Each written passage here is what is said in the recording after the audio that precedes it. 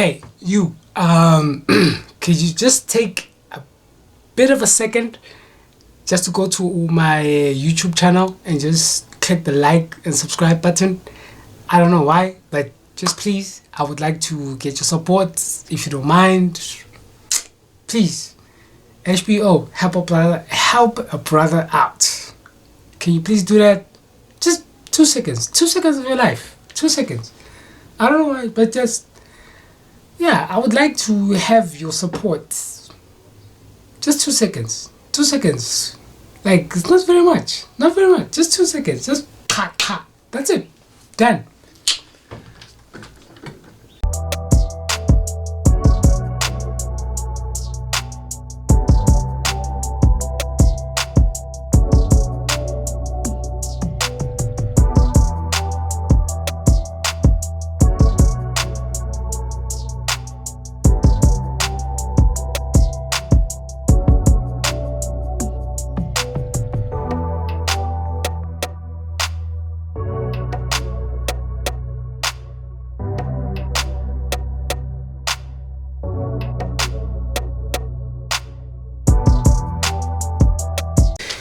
Yeah, hey.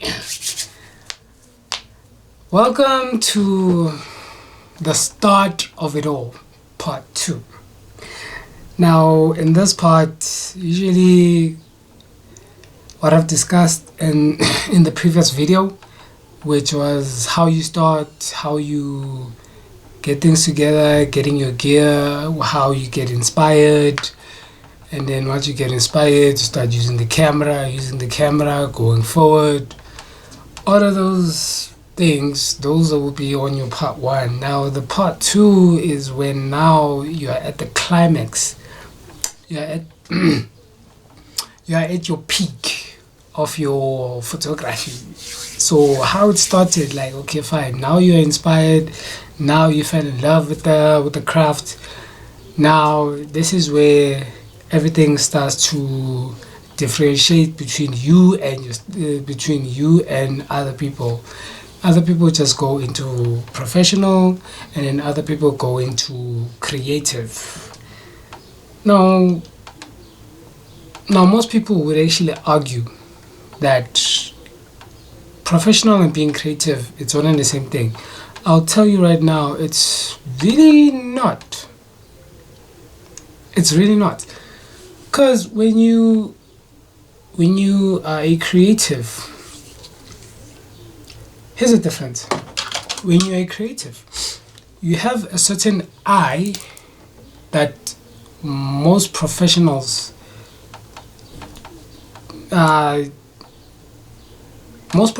don't have. You have an eye. Usually with us, your creatives don't actually matter about the gear, about all these certain things that come across with your professionals.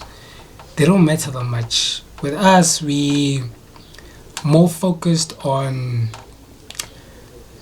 sharing the art, sharing what we have seen with our eye, what we can actually do with the whole creative process altogether. Now, your professionals, usually, this is how your client approach, this is what it's needed, this is how it should be delivered. This is what it's needed, this is how it's actually going to be delivered. Like, what they wanted and what is delivered, they go together. See, that's where the creative and the professional will differentiate in so many aspects, like so many times. And then once you have actually decided to be a creative or a professional, then it goes to your editing. Okay, editing, it's a fundamental. Believe it or not, where I've started, I didn't start with Photoshop. I used to use a program called um, photo photo art. What photo art? Was it photo art? What's the software called? Hey, wait.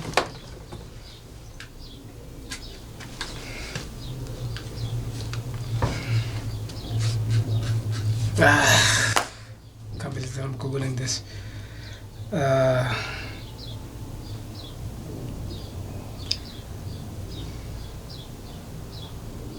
Photo editing software for PC.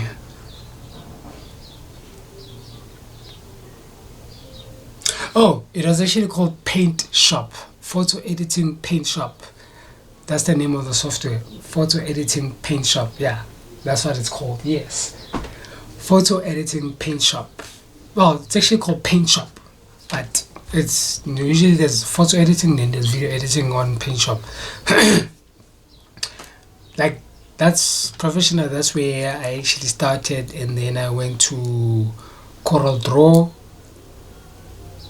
photo editing, and then after Coral Draw, and then I went to Adobe Lightroom, Photoshop.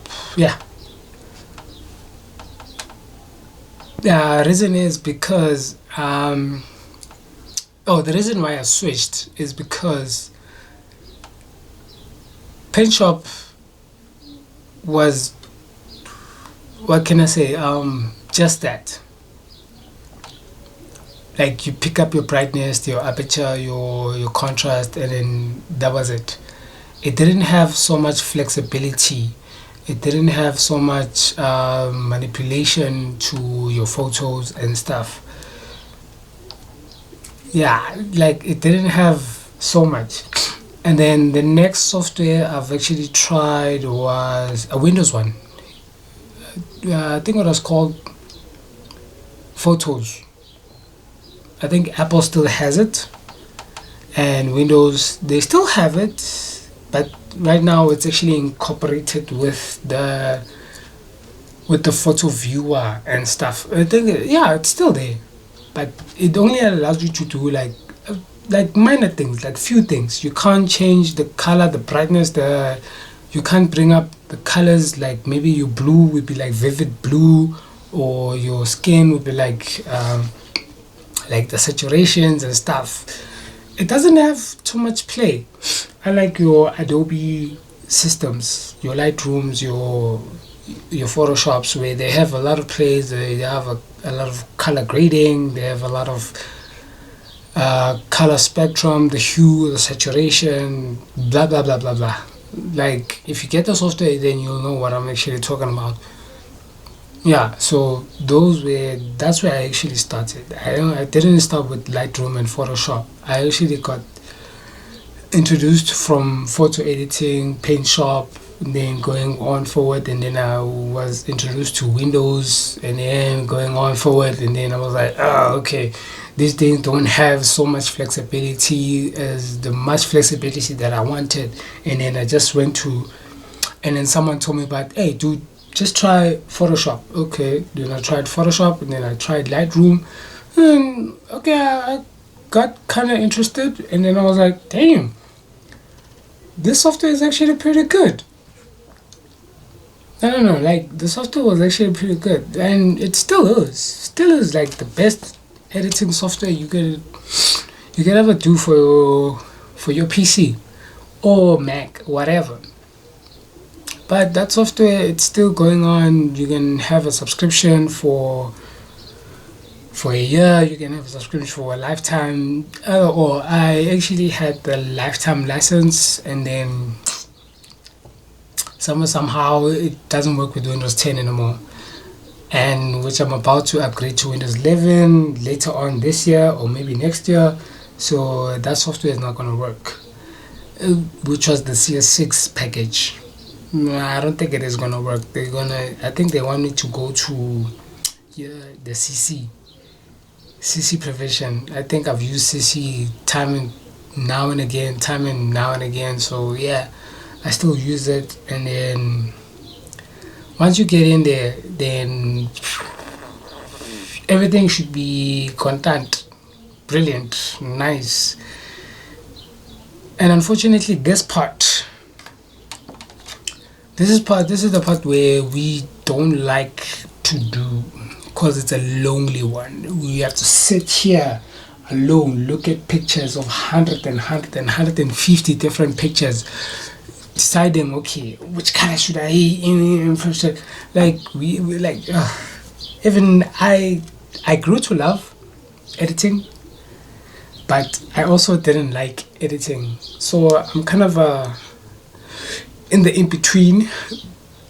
The reason why I like editing is because you can actually add stuff, and then you can actually manipulate like some photos, and then to a certain extent. But then I don't want to go into big time editing, like the sitting alone part.